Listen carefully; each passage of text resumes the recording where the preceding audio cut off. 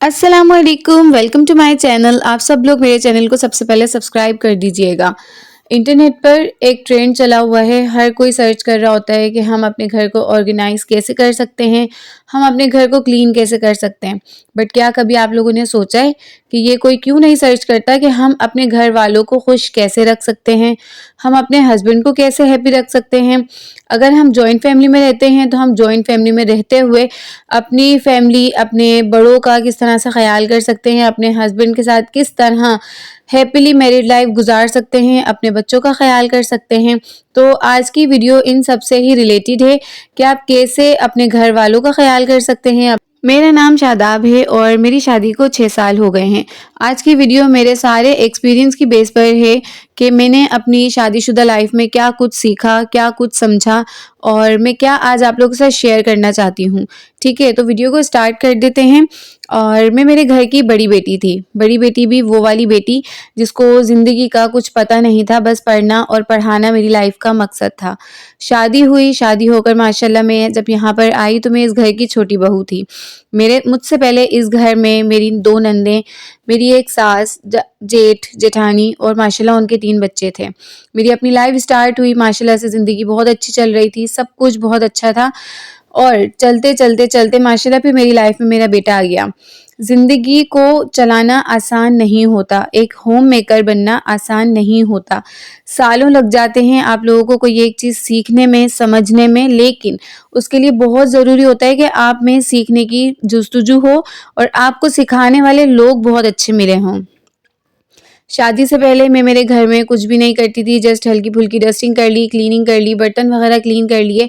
खाना बनाने से मेरा दूर-दूर तक कोई वास्ता नहीं था।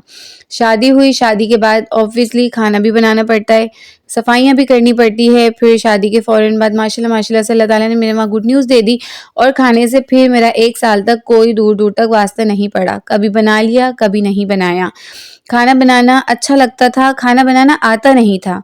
तो इसीलिए खाना बनाना बहुत मुश्किल लगता था, लेकिन खाना बनाने का शौक़ मुझे शुरू से ही था। उसके बाद मेरा बेटा माशाल्लाह शाज़ेन हो गया और फिर ज़िंदगी ऐसी बदली कि फिर तो कपड़े भी धोना पड़े, बच्चों का ख़याल भी करना पड़ा, साथ ही साथ अपने घर को भी देखना पड़ा, हस्बैंड की ज़िम्मेदारियाँ और जॉइंट फ़ैमिली में रहने की जो ज़िम्मेदारियाँ होती हैं माशाल्लाह से, वो भी बहुत अच्छे तरीके से पूरी कर दी। जॉइंट फैमिली में रहने के बहुत सारे फ़ायदे भी हैं और बहुत सारे नुकसानात भी हैं। आज की वीडियो में मैं आपके साथ फ़ायदे और नुकसानात तो नहीं शेयर करूँगी, लेकिन अगर आप चाहते हैं और आज की वीडियो आप लोगों को मेरी अच्छी लगे तो आप मुझे कमेंट बॉक्स में ज़रूर बताइएगा। इंशाअल्लाह फिर मैं इससे भी रिलेटेड आप लोगों के साथ अपने एक्सपीरियंस की बेस पर एक वीडियो शेयर कर दूँगी। आज जस्ट मैं बेसिक आपके साथ शेयर कर रही हूँ कि आप अपनी फैमिली को कैसे हैप्पी कर सकते हैं। सो बढ़ते हैं आगे। इसी तरह से ज़िंदगी चलती गई, बच्चे, घर और फिर हस्बैंड की ज़िम्मेदारियाँ निभाते गए। खाना भी बनाया और एक दिन ऐसा आया जब खाना बनाने में परफ़ेक्ट हो गए।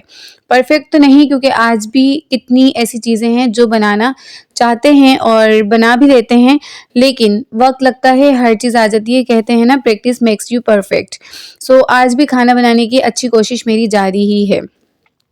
अक्सर सुना होगा खाना, अगर आप किसी को अपना बनाना चाहते हैं तो खाना अच्छा बनाकर खिलाएँ, क्योंकि दिल तक जाने का रास्ता पेट से होकर गुज़रता है। खाना बना लिया, सब कुछ कर लिया, लेकिन सबसे बढ़कर आ जाता है इख़्लाक़। आपका इख़्लाक़ अगर अच्छा होगा, आप लोगों की रिस्पेक्ट करते होंगे, ज़रूरत के जितना ही बोलते होंगे, ना तो ज़रूरत से ज़्यादा और ना ज़रूरत से कम। इतना भी नहीं बोलना चाहिए कि लोग आपसे परेशान हो जाएँ और आपकी ज़ुबान इतनी ज़्यादा चले कि लोग बोलें कि बस इनका तो गुज़ारा ही नहीं है बगैर बोले, और ना ज़बान इतनी बंद रहे कि लोग आपके साथ बैठकर बोर हो जाएँ। जॉइंट फैमिली में रहने का एक सबसे बड़ा मेन रूल यही है कि आप ज़रूरत के जितना बोलें।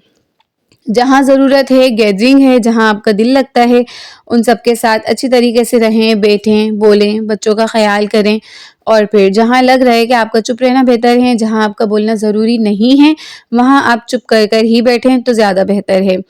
बच्चों का एक साथ बड़े होना, घर में एक वबाल की तरह हैं। माशाल्लाह अल्लाह ताला सबके बच्चों को ज़िंदगी दें, लेकिन जब आपके बच्चे दूसरे बच्चे एक साथ बड़े हो रहे होते हैं तो वहाँ पर बच्चों का बहुत ज़्यादा फ़साद भी हो जाता है।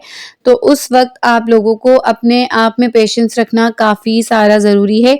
अगर आप ऐसा करते हैं तो आप बहुत सारी लड़ाइयों से महफूज़ रहेंगे और आपके जो घर के रिलेशंस हैं वो काफ़ी अच्छे रहेंगे और स्मूथली आप लोग हर चीज़ मैनेज कर सकेंगे।